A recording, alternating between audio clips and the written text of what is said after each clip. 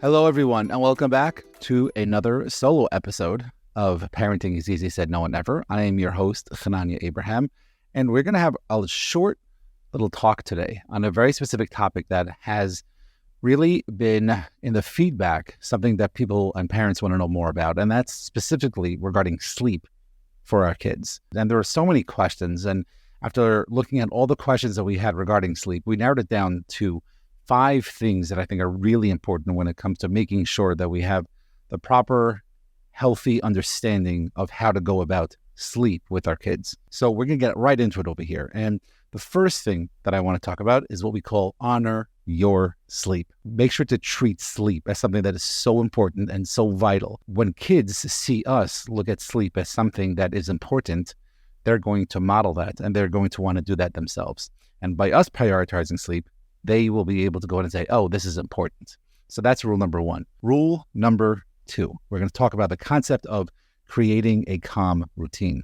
So creating something, and then we're going to get more into the concepts of technology in a second, but overall, setting up our kids to be in a place where they understand that there's a routine to do things. So let's give an example of, let's say after dinner, we would go ahead and clean up. Then we can start preparing our knapsacks and our school bags for the next day.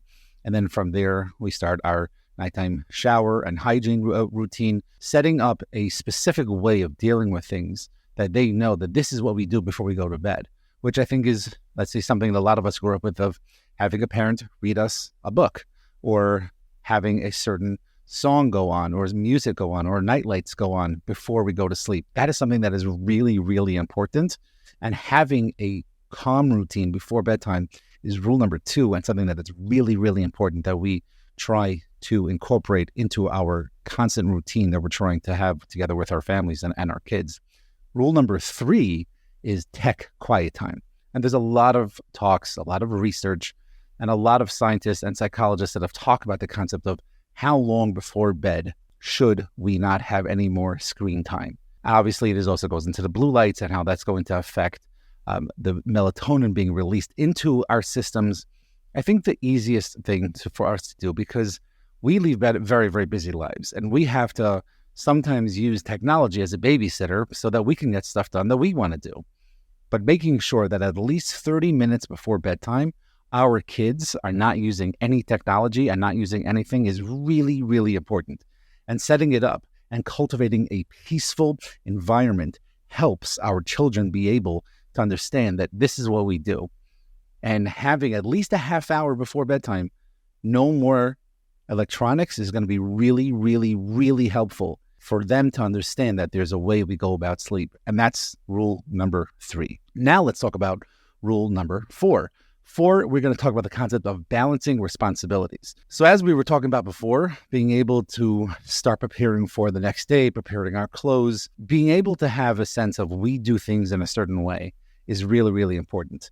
And it's okay to go ahead and delegate tasks to our kids, whether it's going to the basement or the garage to get more snacks, or making sure that the doors are locked or that certain lights are closed. Again, I'm just giving examples, but every situation is different. Making sure that, laundry is being put away properly, whether it's into the laundry room or back into the closets and the drawers of our kids. Having a sense of responsibility and knowing that we don't have to be rushed. We can do things and we can delegate things, both as parents and for our kids. That's going to be so helpful for maintaining our own well-being. That's going to also help our kids. So having a sense of responsibilities and balancing them and delegating is going to be really, really, really important. I think number 5 is also probably the most important part, because this applies to other parts of parenting as well. And that is to embrace imperfections. So rule number 5 is to embrace the fact it's not going to be perfect. There is no such thing as perfection. And that's in all areas of parenting and probably all areas of life as well. But for us to understand, for us to be able to be compassionate with ourselves, to be able to move inside, to go inside, or I like to say in my office a lot, making a U-turn, going inside and saying, that's okay. Letting go of today's stresses and allowing ourselves, giving ourselves permission to rest, and understanding that, yes, things didn't go as planned, but yet we're still going to do our best. That doesn't mean that we failed. We don't want to have that black and white thinking, that cognitive distortions when it comes to making sure that things need to be perfect, but understand things are going to be different. Just to give an example, the way I like talking about it, we want to be more like palm trees and less like pine trees. Pine trees are beautiful and they could be green all year round. But if you get too much of a wind, they can snap and break because they don't bend. We want to be, as parents, more like palm trees, where they can withstand the hurricanes and the tornadoes and the heavy, heavy winds. And that's going to happen, especially regarding bedtime, because there are so many things we didn't get a chance to take care of today, and that's okay. So those are the 5 things. Number 1, honoring your sleep. Number 2, creating a routine and making sure that we're doing things in a proper way. Number 3, having quiet time.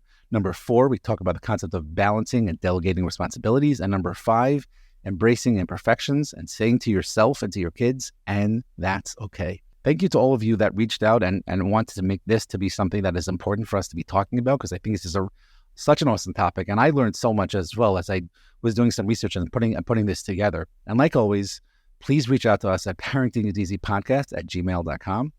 As well, you can find us on Instagram at parentingiseasysaidno1ever. If you have any questions, concerns, future topics, or maybe ideas for guests for the podcast, or you'd like to reach out regarding parenting or consulting in this parenting amazing journey that we're all on, you can reach out to us at said places and also at the email address, which will be in the show notes. Thank you so much for joining us.